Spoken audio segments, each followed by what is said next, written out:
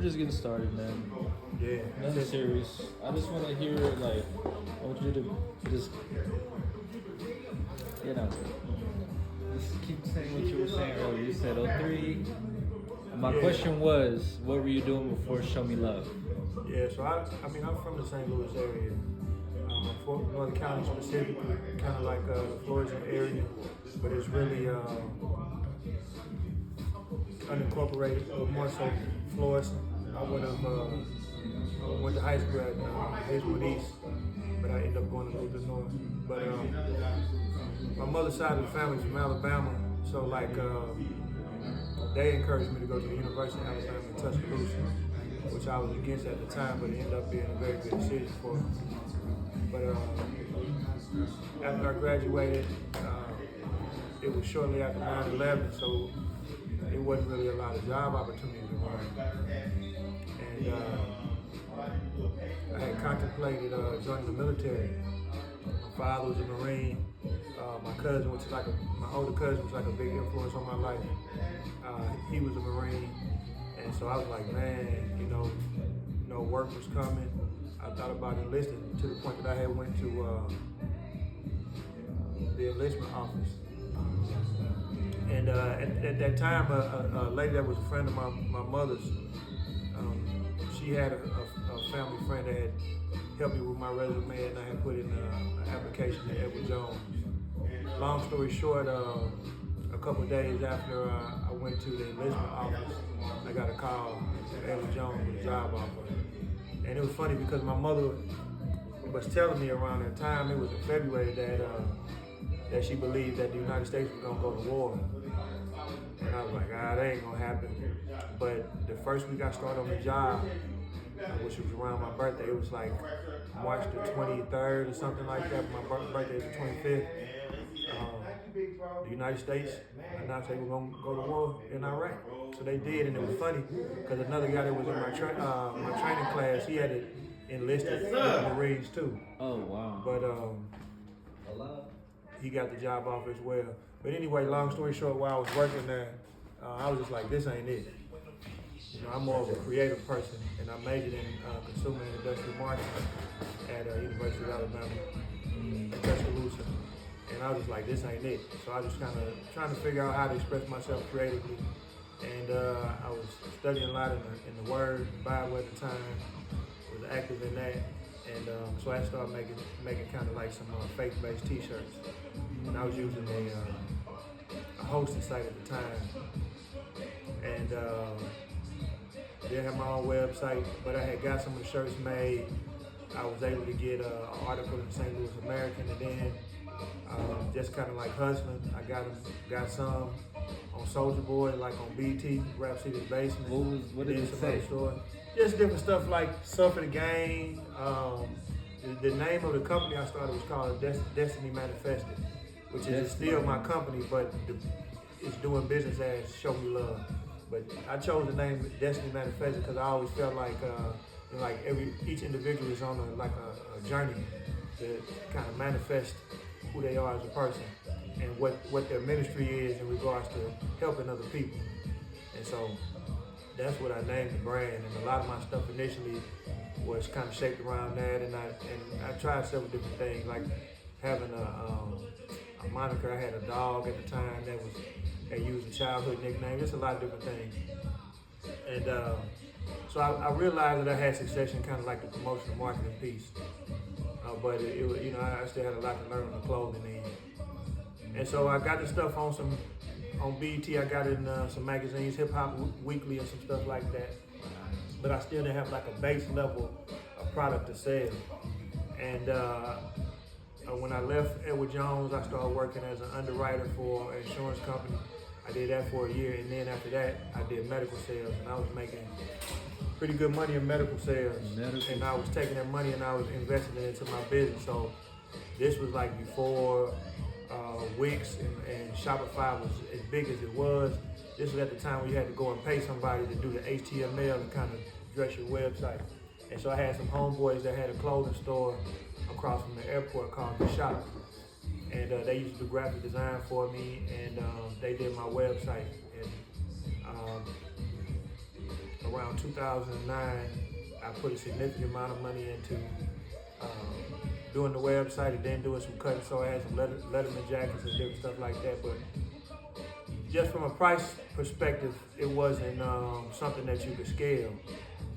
But the website looked really good. The presentation was nice. You know, I had some nice pictures and stuff. And I had used that to apply to a couple jobs.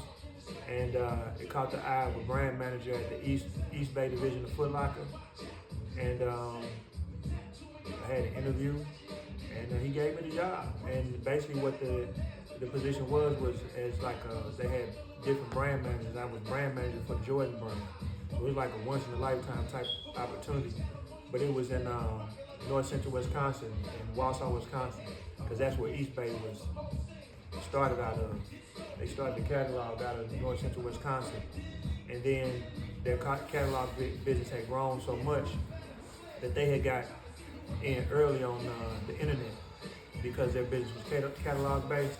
So they automatically took that catalog audience and transitioned that into the internet. And to the point that when Footlocker was trying to grow their e-commerce space, they kind of bought Eastbay, I'm assuming, because they already had the knowledge of it. And they had all those subscribers to the magazine. So that's where it was. I went up there. Very cool brother that was the brand manager.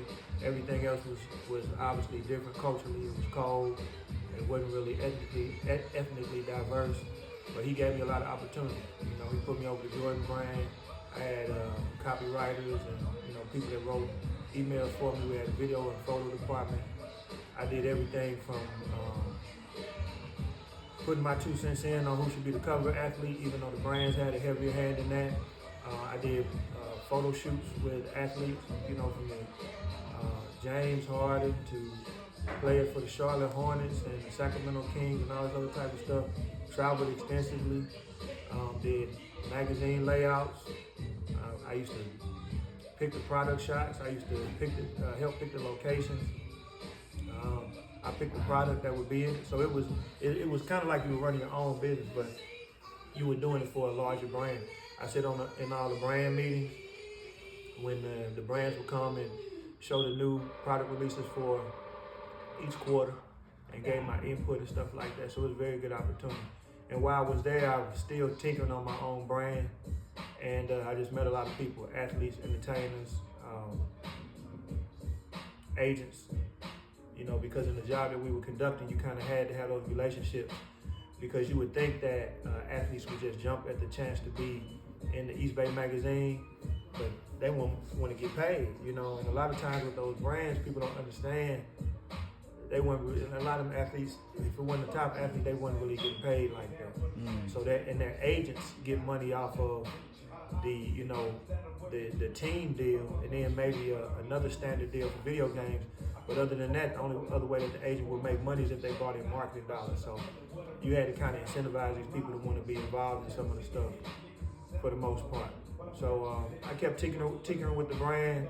And then around the time that I was ready to leave, I had built some relationships back here at home that allowed me to end up working for a sports organization that was owned by a local NBA player. And I did some marketing and branding there for about 2 years. And then from that point, I just kind of started being kind of like a mercenary, if you will, so to speak, for marketing. I worked with a couple of different brands here and there, pitching them to some of the contacts that I made, and just kind of helping them get their products ready for larger retailers. And one of them was a startup brand out of Detroit called Cardoni, Renzo Cardoni. They basically took jerseys and sportswear and they would customize them like a snake skin and different things like that. Very, very popular, man, with all of your major hip hop artists. They would work with everybody from Fabulous, Lil Wayne, Future, all the athletes, all of the type of stuff. And so I saw the brand. I thought it was something I could add. I got in contact with them. They invited me up there. I went up there to their studio. Told them what I thought I could do. They gave me a shot, put a contract together, and I pitched the brand to Barneys. And this was before Barneys folded. And this as an independent, I'm an independent person. I'm not affiliated with anybody. It's just me. You know, so I put together a contract with them. I drafted my own contract and put it together with them. And I told them I was gonna shop the brand. And it was basically one of those situations where you eat what you kill. You make something, you make money. If you don't, you don't. So I pitched the barneys, and Barneys was interested. And so I went back at them and took them to Barneys in New York. And we met them up there. We met with the buyer for Barneys for Millions Worth. And we brought some samples. He loved the product. And he almost placed an order immediately, like that day. And so it was a big deal. We ended up getting an order from them for like, the first order I think was like 300,000. But it ended up getting worked down to maybe like 130, 140, just because of production time and stuff like that. And so the other thing that I wanted to do is to give the brand success. I wanted to like bolster it with another collaboration. So I had the lady that had got my stuff on BT. Her name was Tex Watts, and she was a fashion stylist, and she was basically running a fashion piece for BT shows. And I would just keep up with her here and there, like through social media. So she was working with Starter at this time. So I went to her and I was like, hey, you know, they customize these pieces that, sports pieces, they're popular. You think about a collaboration. So she pitched it to the head of the company, and we had some conversations, and we began working on a collaboration. What ended up happening was that Barneys wanted to roll the product out in the summertime, and that Starter needed like a quarter at minimum to get the product produced in the form of a true collaboration. And so what ended up happening is we couldn't meet those production deadlines. And so what we did is we bought, what a company did, they bought some Starter jackets and they customized them. And we were under the impression that they had the approval of the government bodies of the leagues, because you know you have to have approval. Long story short, the product dropped at Barneys, and it was on the website for maybe 1 or 2 days, and then it got pulled down by the leagues. And it was just a setback, you know, but at the same time, I was still empowered because I had independently brought in this business. You know, not only did I identify that brand as a brand that I thought would be successful, but then I also knew enough about the industry in the background to know what they would be interested in, the retailer. And so we worked together a couple more months. I tried to pitch them to another place. I pitched them to a large sports retailer, and they picked up the brand too. And we were in the process of putting together a large-scale collaboration. And then with those retailers, once you put together the mock-ups and stuff like that, they go through the legal department. Then once they went through the legal department, the issues that they had with the leagues got flagged. And so it stopped that collaboration, kind of dead in the water. And those guys, they still making customized product and all that, man. And they do a really, really good job. And so then after that, man, I was just like, back in and around St. Louis, kind of locally. My church is on the west side. It's off of Martin Luther King. I've been active in there for over 30 years as a trustee, and then now as a deacon and a trustee. And the neighborhood just continued to kind of go down. And if anybody knows anything about that area, like around MLK and Belt, MLK and Clara, and really that whole space, you know, from Kinlan all the way up to maybe Union, it just has a bad problem with prostitution and drug abuse, particularly heroin and stuff like that. It's a lot of open air drug use. And so at my church, every third Saturday, for years, decades, we had a third Saturday program where we would give out a hot meal, groceries, and then we had resale clothing that the people could come in and they could pick through the clothes for free. If they needed clothing, they could take them. And what happened was we started to see that the people stopped taking the clothes, they started turning down the groceries, and they were turning down the food. So we just like, man, what's going on? You know, we realized that the community had a bigger need than what we were offering, and that we were just basically trying to help the community in what we were comfortable with doing, but it was a bigger need. And so at that time, I just started looking around for other ways to help the community through resources that were available. And that kind of let me know that I needed you know,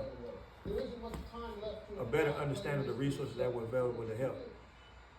And so from a marketing perspective, I changed the DBA name to Show Me Love, because it's like love is an action word. Now obviously it has a play on the state of Missouri, this being the show me state and all that, but it's more so that love is an action word. And you know, it needs to be shown. And I think that in order for things to change, that's what has to happen. Like, we have to show respect for one another, which is a form of love in the form of everyday interactions and in business and all these other types of things.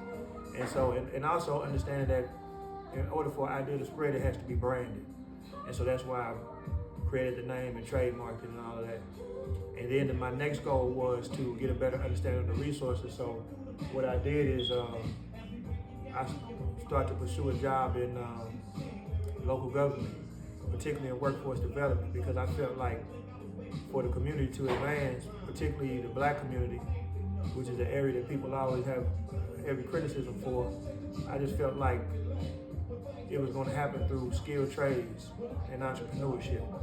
And so entrepreneurship is one part of that, but you can't just have entrepreneurship in everything, otherwise it's not going to make a difference, right? So you need people to be entrepreneurs in things that have perceived tangible value. So plumbing, pipe fitting, electrician, HVAC, healthcare, things of this nature. And particularly for Black males, because there are cultural nuances, more so racism, in a lot of direct interaction, and people of other cultures as well, for the brown community as well. I just feel like Black males are going to advance further through entrepreneurship, but at the base level, that entrepreneurship is really going to have to be in skilled trades, because otherwise you're just going to be an entrepreneur in something that somebody don't want to pay for. But if we can produce, you know, a vast amount of young Black men and women in healthcare and HVAC, plumbing, pipe fitting, electrical, drywall, logistics, IT, all these other type of areas where you have perceived value, you can work at one of these companies in that discipline, and then you can use it to benefit your community on the weekends by doing work in your community, you know, and picking up business there, growing your own business in that regard.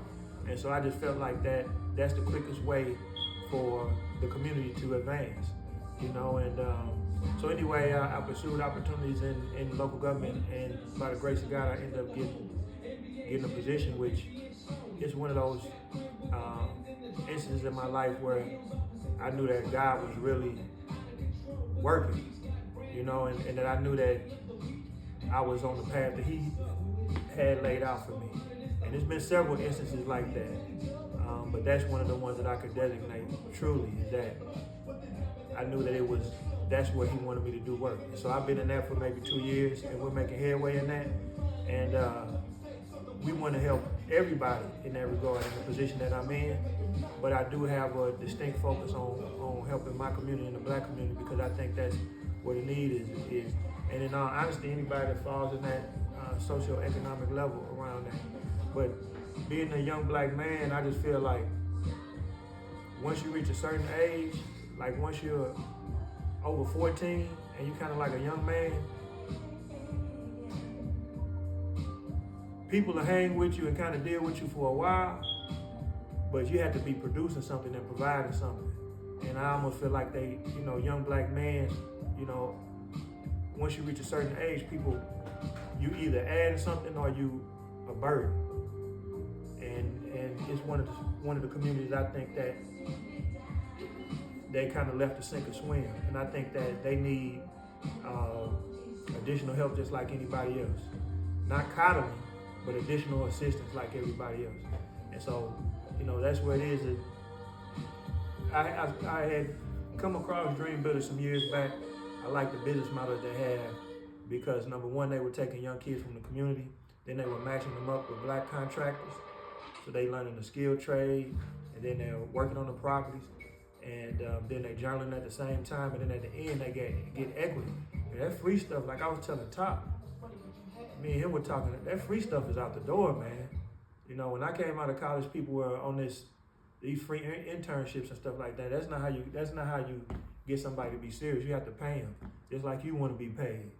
And so I thought that the equity piece was important. I think it shows people early on that it's value in working for yourself, and it can drive people and encourage people. And you incorporate black subcontractors, so they're getting business. Then at the end of it, they take the journals together and make a book, which they get a portion of those sales as well.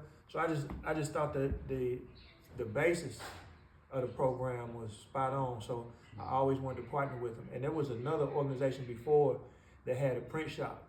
And initially, when I changed my brand name to SHOWMELOVE, I reached out to them to try to get them to do my printing, shipping, and fulfillment because I wanted to come back to the community. But that organization, that program within that organization folded. So as I've been kind of dealing with dream builders, when House of Vision came around and what you guys are doing here, I called Mike, I was like, I gotta be in. So maybe a year and a half, 2 years ago, I had been keeping in conversations with, I don't know if you ever heard this brand, Atlanta Influences Everything. But it's a dude named Bang Joyner, and he has some partners, they out of Atlanta. And I had just hit him up because it's some brands that I look at that are in the vein of which I always want to show me love to be, which is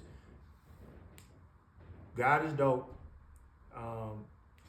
Detroit versus Everybody, Atlanta Influences Everything is one of them, and then Ohio Against the World.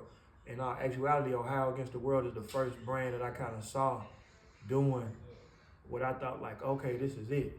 Now, God is Dope is regional in a different aspect. It doesn't make a play on the name of the city of Atlanta or the area of Atlanta, but just their whole business model, I like it. And World Vision too, out of New Orleans, those guys are dope. But Tommy Walker Jr. and what he did with Detroit versus Everybody, I think is a business model that people in any city can follow. I just how targeted it was and the way that he did it, I was like, wow, but the way that God is Dope has grown is wild too. But anyway, so I was talking to Bang, we were bouncing ideas back and forth because he shaped his Atlanta Influenced Everything around civics as well. He's working with a civics-based organization. And so he had a lot of intel on funding sources. So he had even sent me a spreadsheet about brands that were trying to partner larger brands, partner with local-based brands for diversity and different things like that. And this was after George Floyd. And then I was having a conversation with him one day, and he was telling me about this thing that Footlocker was doing with a lead program where they were looking at local brands. So I still had some contacts and some information, and I reached out to some people and got to the right person. I told them what I was doing. And at the time, I was kind of pitching a local shoe brand too. So I was kind of showing them both things. And they didn't really bite on the shoe brand, but they were interested in what I was doing with SHOWMELOVE. And so they sent me an email 2 weeks later and were like, yo man, post George Floyd, we kind of doing this thing. And we looking for black brands, and we'll provide some funding and possibly some store space. Are you interested? I'm like, absolutely. And so they got back with me with some details and asked me did I have a deck, and asked me did I want to pitch. So I did, and I pitched to some people from Footlocker North America, and they were picking up what I was putting down. I mean, I think they felt that I was passionate about what I was doing. So they opened up the opportunity for me to work with them through this LEAD program where they were going to invest $200 million into black communities and black brands, and some good people on that team. But you got to remember, it come off the heels of George Floyd, which is like a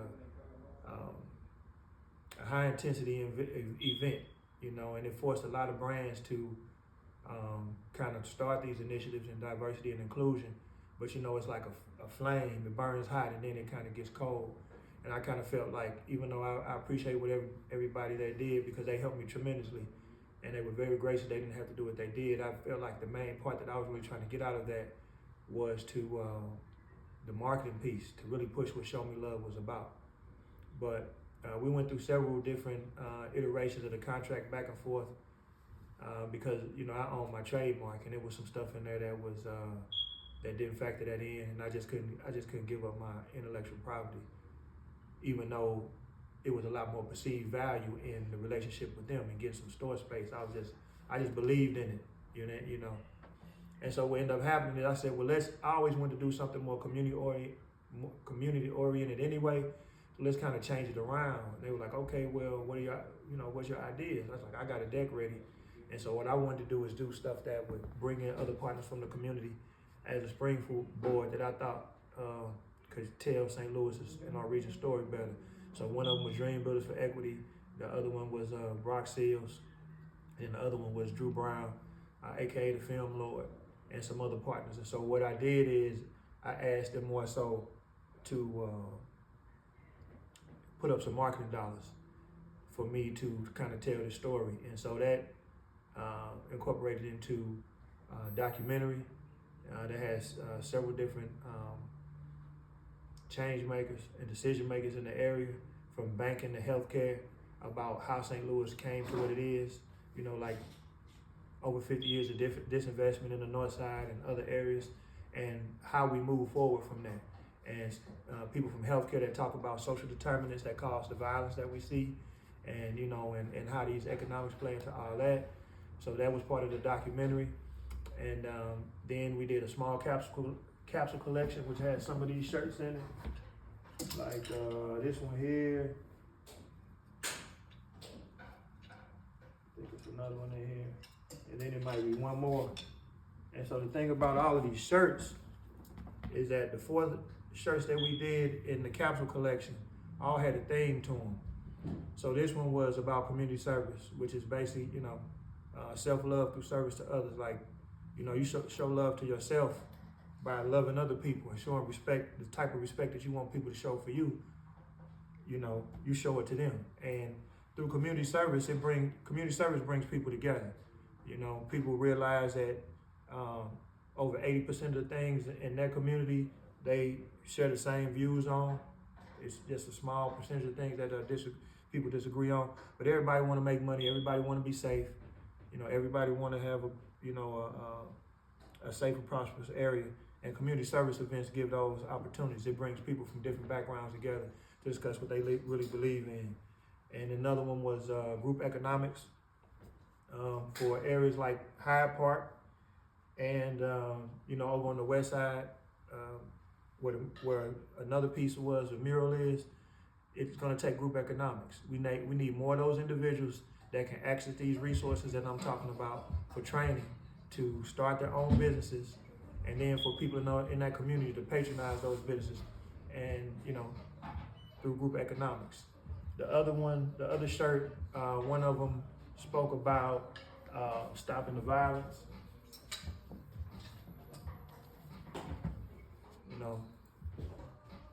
Basically it's all these different type of character traits: faith, ownership, discipline,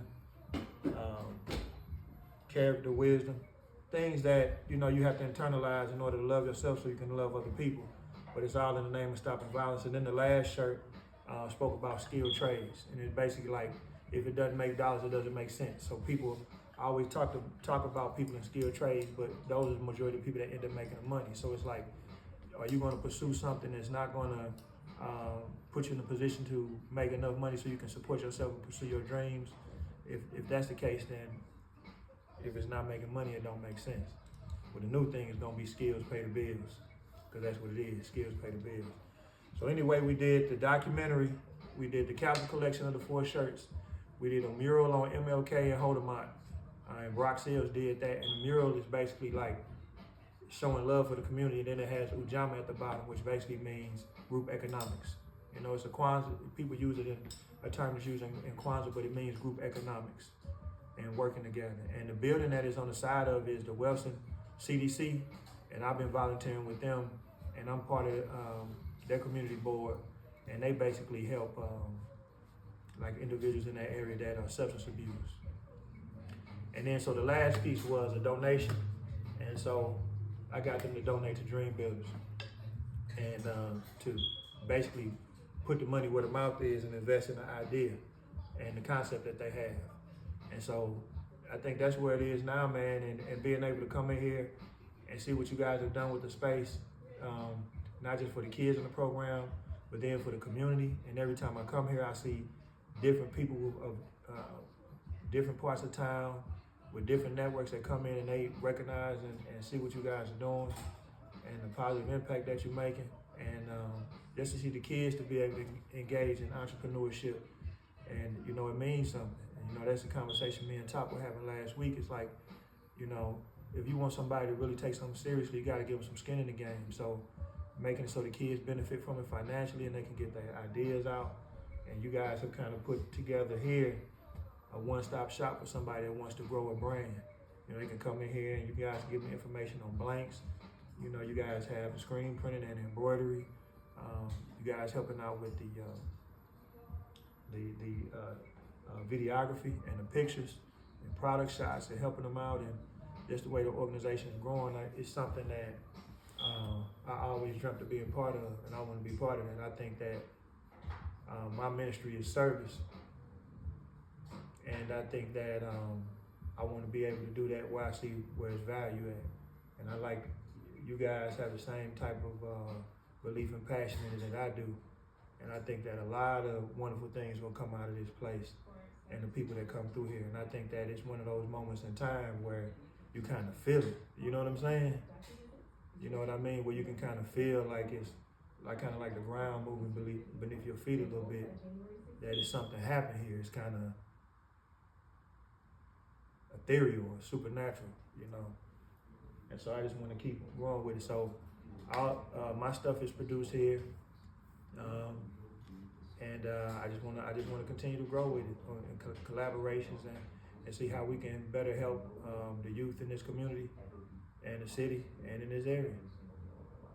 Show me love.